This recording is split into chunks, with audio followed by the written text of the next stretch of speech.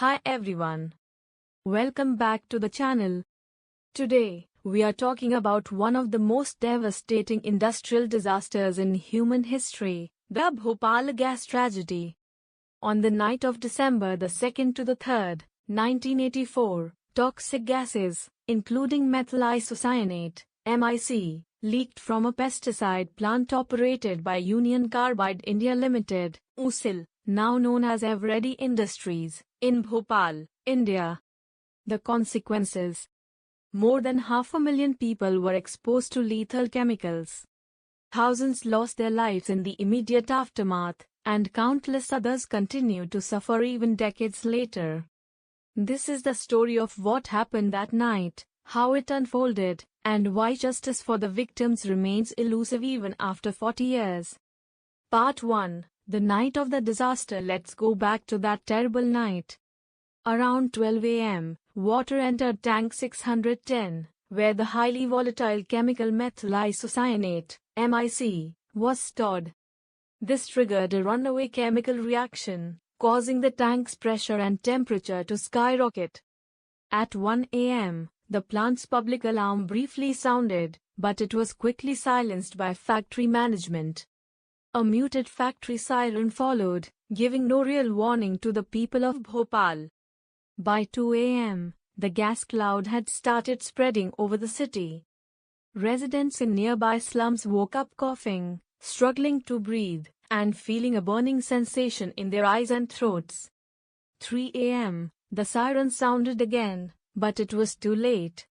The gas had already blanketed densely populated areas, reaching even the Bhopal railway station, where passengers and staff were helpless against the fumes.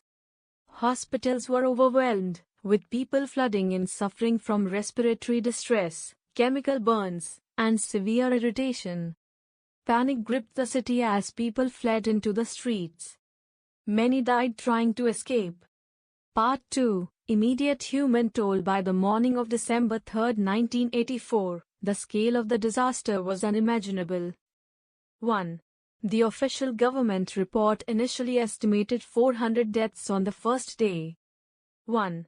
This number rose to 1,430 by January 1985. 2. Unofficial sources put the immediate death toll between 2,500 and 10,000. 3. UNICEF estimated 10,000 deaths shortly after the tragedy. The survivors? Many were left with lifelong health problems, including respiratory diseases, kidney failure, cancers, and birth defects in their children. Mass cremations and burials followed. Some graves held up to 11 bodies, reflecting the sheer scale of death in a single night. Part 3. Why did this happen? The Bhopal gas tragedy wasn't just an accident, it was the result of corporate negligence and systemic safety failures. Here's what went wrong. 1. The plant's safety systems, like scrubbers, flare towers, and water jets, were non-functional. 2. The refrigeration system for storing MIC was shut off a month earlier to save money. 3.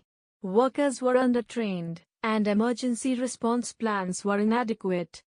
4. A maintenance error allowed water to enter the MIC storage tank, causing the catastrophic reaction. It was a disaster waiting to happen. Part 4. The hardest hit. The tragedy disproportionately affected poor and marginalized communities living in overcrowded slums near the factory. 1. 74% of residents fled on foot, while those who stayed indoors made up 75% of the deaths. 2. Migrant workers and pavement dwellers were hit hardest. 2.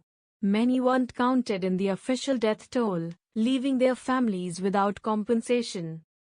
This disaster wasn't just about corporate failure, it was also about how systemic inequality magnified its impact. Part 5. Legal battles and compensation. In 1989, Union Carbide Corporation, UCC, settled with the Indian government for $470 million, 750 crore rupees. Here's the breakdown. 1. The average victim received just 12,000 rupees, hardly enough to cover long-term medical costs. 2. As of 2024, a total of 1,549.33 crore has been disbursed to 5,73,959 claimants, with payments ranging from 25,000 rupees to 1 lakh rupees. Additional payouts were announced in 2010. 1. 10 lakh rupees for deaths. 2. 5 lakh rupees for permanent disabilities like cancer or kidney damage. But thousands of claims remain unresolved.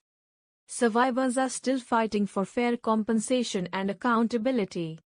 Part 6. Environmental consequences. The disaster's impact didn't stop with human health. It also created a long-term environmental crisis. 1. In 1991, more than 100 wells near the plant were declared unsafe due to chemical contamination. 2.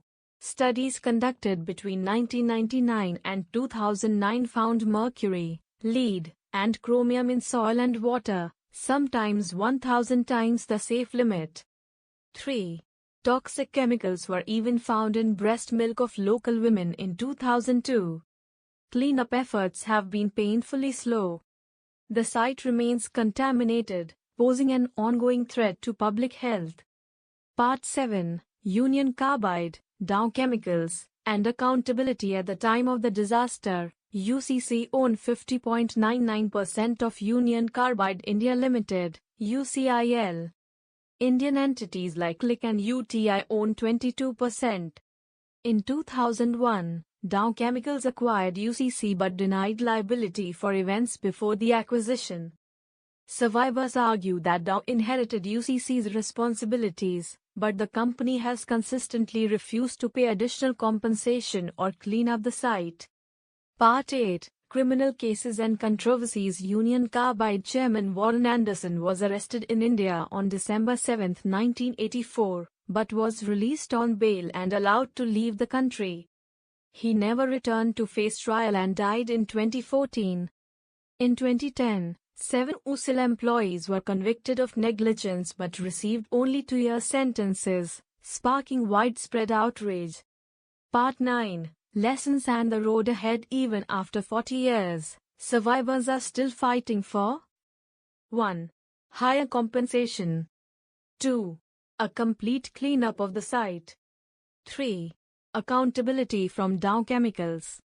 The Bhopal Gas Tragedy stands as a symbol of corporate negligence and the enduring fight for justice. It's a powerful reminder that safety and human lives must always come before profit. Thank you for watching. If this story moved you, please like, share, and subscribe to spread awareness. Let's honor the victims of Bhopal by ensuring such tragedies never happen again.